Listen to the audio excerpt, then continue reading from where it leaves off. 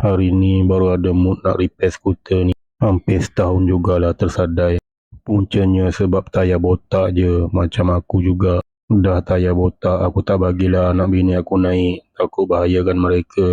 Bila dah lama sangat tersadai, dah tukar tayar, bateri pula kong. Hari ni bila dah masuk bateri baru, on switch tak hidup juga. Wiring pula yang short.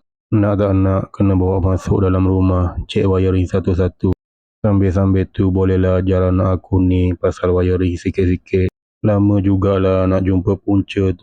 Bila tengok wire berselirat, macam hidup aku juga. Banyak benda yang rosak. Rosak kecil je, tapi bila dibiarkan lama, lama-lama dia jadi besar. Bila tak jumpa punca, ada rasa nak mengalah. Tapi bila tengok muka bini yang dah lama simpan harapan, aku sambunglah juga.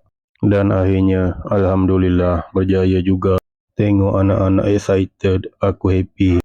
Tapi bila tengok bini excited, aku dah mula risau. Esok mesti langkah dia panjang. Kejap-kejap keluar rumah, kejap-kejap pergi kedai. Tak apalah, asalkan dia bahagia. Itu pun dah cukup mahal sebenarnya.